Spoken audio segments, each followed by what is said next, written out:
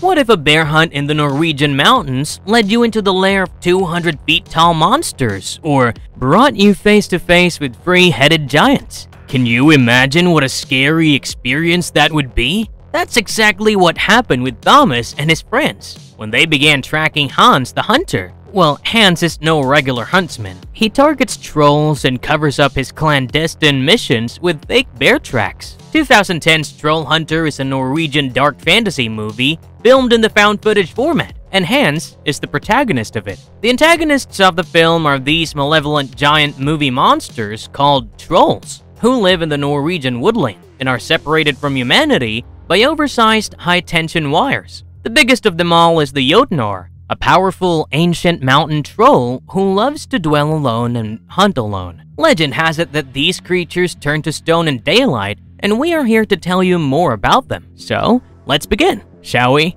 Before we go into our explanation, we have a very small request. If you like our content, please support us by subscribing to our channel. This is a small click for you, but for us, it means a lot. Thank you. Let's begin.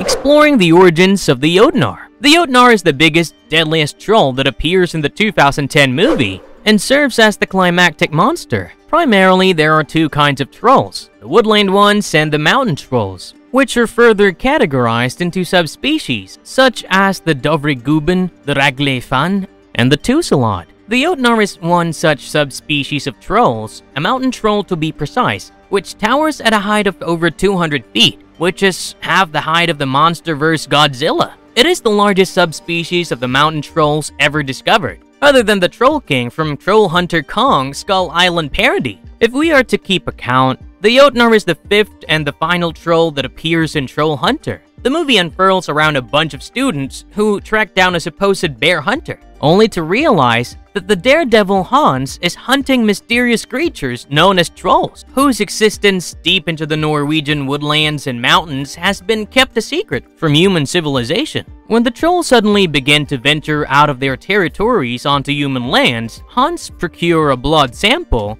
and discovers that they are infected by rabies. The infection is what causes the trolls to go berserk, and when a mountain troll, the Jötnar, begins to go rogue, Hans has no choice but to put an end to this monstrosity. The college students tag along with Hans to shoot a documentary, and as we told you before, it wasn't really a pleasant experience for them. In the government's attempt to keep it all a secret, all the tapes documenting the troll activities are confiscated from the students, and mysteriously enough, they are never heard from again. Now, let's focus on the Jötnar. Though this kaiju troll is referred to as the Jötnar, as per Norse mythology, this term is actually the plural of the word Jotun, which roughly translates as frost giant, and on a broader sense refers to giants in general. While one may think that the Jötnar from the Trollhunter may have nothing to do with ice, but the troll's frosty origins are deeply rooted in Norse mythology. As per legends, the Jötnar are a form of nature spirits, godlike beings that operate with superhuman powers and abilities. In Nordic myths,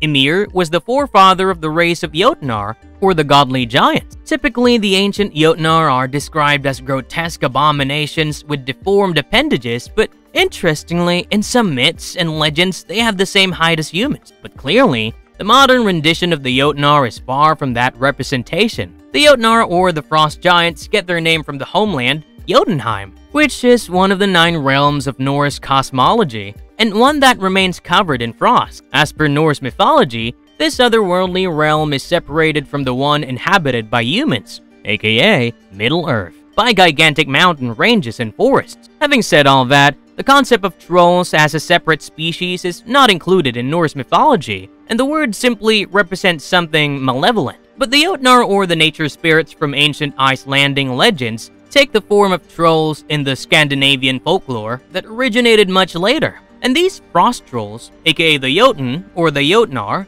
originating from Norse myths, come with similar functions as that of the ancient nature spirits. In Scandinavian myths, the mountain ranges located in the south of Norway are referred to as the Jotunheim Mountains, or the Norwegian Jotunheimen, equating them with the original homeland of the Jotun. Symbolically, the Jötnar stand for the primal forces of chaos and the wild, destructive power of nature that put humankind in danger. In the myths, When the Jötnar were defeated by the gods, it symbolized the triumph of control over nature, the triumph of consecutive order over destructive chaos. But it also meant that nature would be under the eternal vigilance of these Jötnar. And that's how the mythology connects to the modern concept of the Jötnar from the 2010 movie, that they act as vicious and aggressive creatures of nature, creatures that are extremely hostile towards humans. In the Trollhunter universe, the Jötnar primarily are said to inhabit the tundra regions of Norway, and also seemingly reside in the Svalbard-Spitsbergen archipelagos, where some of these giants have rarely been spotted by local paleontologists. The Jötnar from the Trollhunter movie gets infected with rabies, something that turns it into an unusually malevolent creature, transformed into an aggressive beast. The rabies-infected Jötnar works as a catalyst for the rest of the trolls getting displaced from their natural habitats and going berserk in the storyline of the film. With its rampage, the Jötnar would have indirectly influenced the other troll subspecies to attack the human population in the movie, thus making it the primary antagonist monster of Trollhunter. And to prevent this massacre,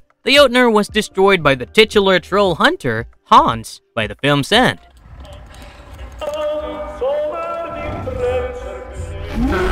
Was the Jötnar exactly humanoid in appearance, or were there differences beyond size? The trolls appearing in the Norwegian movie are giant bipedal humanoids, varying in forms and sizes. They do not possess great intelligence, but are extremely predatory and aggressive towards humans. And that is why the Troll Security Service was established, to keep these creatures away from human settlement. The TSS keeps the trolls at bay by setting up power lines, which really are huge fences with high voltage electricity running through them. These carnivorous trolls feed on livestock and love to chew car tires, rocks, and even their own tail, and also develop a bloodthirst for human flesh sometimes. The trolls could possibly be a novel species altogether, or ancient hominids that have features of a mammal. They have a gestation period of about 10 to 15 years and typically produce only one offspring. The trolls typically have crinkled skin, abnormally large noses, and walks with a slow pace, probably owing to its massive height. Its dead white eyes give the Jötnar an otherworldly appearance, which is only enhanced by its creepy, gurgling roar. In Norse mythology, the Jötnar typically have dull, oafish appearances, something which is replicated in the movie as well. Some even had physical abnormalities such as multiple heads or an unusual number of arms. Same goes for the trolls in the movie. The huge Tussilad trolls have as many as 3 heads, while the smaller Raglifan trolls have a singular arm.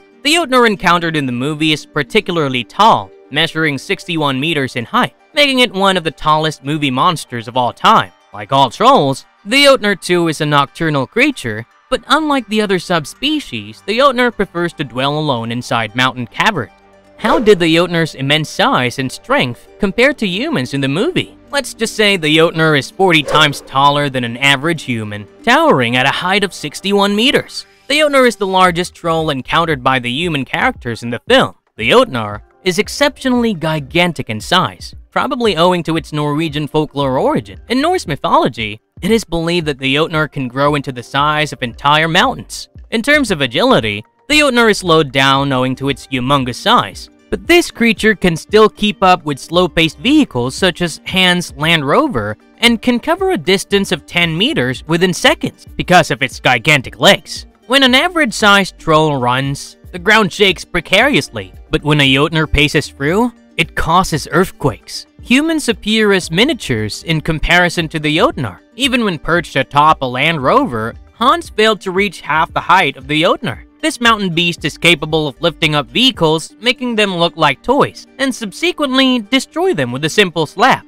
or tumble the vehicles over with a flick. The Jötnar also proves to be extremely durable by surviving the many shots fired from the grenade launchers. The Jötnar was ultimately destroyed by the grenades, modified with the UV radiation, but otherwise, it could have withstood more shots and grenades from the launcher. To put it simply, without Hans's powerful flash gun, humans do not stand a chance against the Jötnar. The trolls are also capable of infecting humans with their bite. The student character, Thomas, was bitten by an unidentified troll that Hans was fighting, and later started developing flu-like symptoms. And it was only after a troll blood sample was tested by the Troll Security Service vet that Hans came to the conclusion that the trolls have rabies, and that Thomas has been infected by the bite.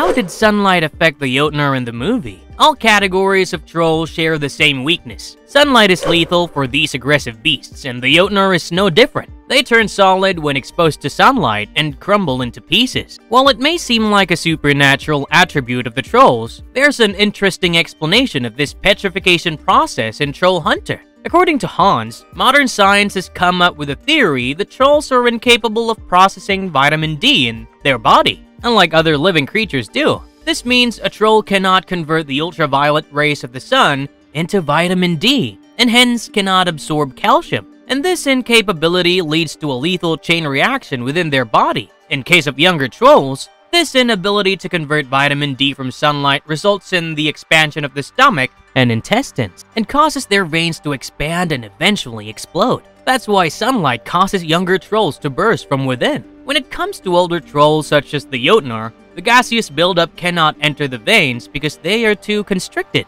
Instead, the expansion happens in the bone, causing the troll's internal physiology to calcify within seconds. This calcification turns the troll solid almost instantly after exposure to the sun's ultraviolet rays, and then causes them to crumble into dust. This is the scientific phenomena behind the myth that trolls turn into stone upon exposure to sunlight, thus making this legend kind of true. Interestingly enough, in Trollhunter, the entire encounter with the Jötnar takes place in the dark. The Jötnar is targeted by UV emitters, which are devices that can simulate ultraviolet rays planted on the ground. These were not powerful enough to be lethal for the Jötnar, but successfully prevented the Jötnar from moving further into that direction. More effective were the flashes released by the UV emitters from the roof of Hans' car that prompted the Jötnar to shield itself from the light. The UV flashes eventually caused the Jötnar to roar in pain and retreat. Considering the Jötnar is the most powerful troll in the movie, it wasn't surprising that it was only temporarily agitated by these flashes, which were not potent enough to begin the calcification process.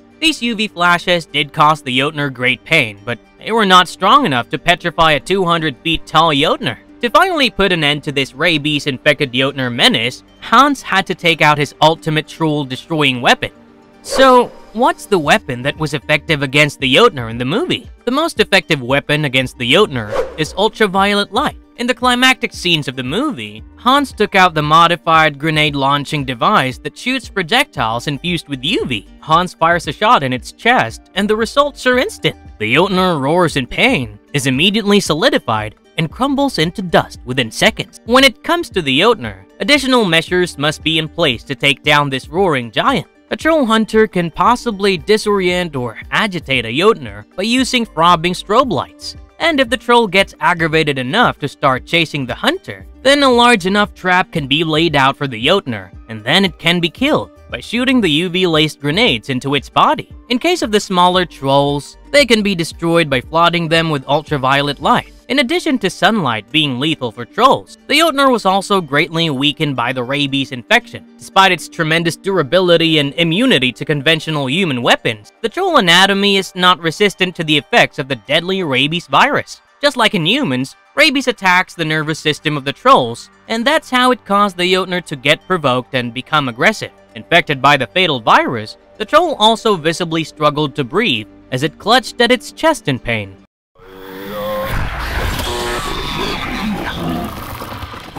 What role did the Jötnar's sense of smell play in the movie? Was it a strength or a weakness? In Norse mythology, when Odin murdered his grandfather Ymir, the blood washed away all the Jötnar and displaced them from their original homeland. Driven away from home, the Jötnar then landed up at Jotunheim, which is far away from the murderous gods, and where the Jötnar could re-establish their race of the frost giants once again. This banishment to Jotunheim was the reason behind the Jötnar hating the gods, and the Jötnar would now fight forever to reclaim their ancestral lands. This element of getting banished and hating the banisher gets a modern twist in Trollhunters. The trolls can smell the blood of those who follow Christianity, and gets particularly perturbed by the smell of Christian blood. The smell turns them far more ferocious and feral than usual, and even causes them to track down and kill the Christian prey. Director Andre Overdahl explained that the trolls consider Christians as invaders, who banished the Norse people into the wilderness. The trolls innately feel that Christians stole the reverence and the dignity that the Norse people used to have for their own race. Thus, the trolls are agitated by any sign of Christianity, so much so that the tolling of bells also causes them to go feral. This aversion to Christianity gives the trolls a sinister, supernatural element, which is, however, denied by Hans, who says that these creatures are merely beasts of nature and nothing more. Like all trolls, the Jötnar too can smell a person's true faith in Christianity. In the movie, Hans used a Christian man's blood to lure out a troll. On another occasion, a Dovregubben gets unusually hostile with Hans, and the students get trapped in the cave. And then it is revealed that Kalje, the camera person in the team, is a Christian, something that he had concealed from the others. As the rest of the party manages to escape, Kalje is killed by the trolls. However, it remains ambiguous whether the troll's ability to smell out Christians extends to the people of other religions as well, because Kalje was replaced as the camera person by Malika, a Muslim woman, and Hans wasn't sure whether the trolls would be able to sniff her out or not. The Jötnar in general has a strong sense of smell, something that can only be deceived by masking the human smell. When Hans and the human characters go troll hunting, they are required to bathe well and remove as much of natural body odor as possible. And then the person must douse themselves with a gooey thing called the troll stench, which is made from everything one can squeeze out of a troll. This troll stench would overpower the human smell and stop the Jötnar from running away while the humans are hunting. Are they immortal? The simple answer would be no. There's no explanation in the movie that says the trolls, or even particularly the Jötnar, are immortal. However, they can live on for centuries, making them almost immortal in comparison to the lifespan of humans. According to the titular Trollhunter Hans, these hostile creatures can live on for 1,000 years and even more, clocking as many as 1,200 years on Earth sometimes. This is somewhat similar to their Norse mythology predecessors. As per Nordic legends, the lifespan of the Jötnar varies. While some can live on for long periods of time, others are subject to old age and death like mortal beings. This brings us to another interesting legend, and that is, the Jötnar made a bold attempt to steal immortality from the gods. And in their attempt, the giant named Thiazi kidnapped Idun, the goddess who protects the apples of immortality. This mythical event highlights the vicious nature of the Jötnar, and also stresses on their rivalry with the gods, which interestingly mirrors the modern-day troll's destructive nature.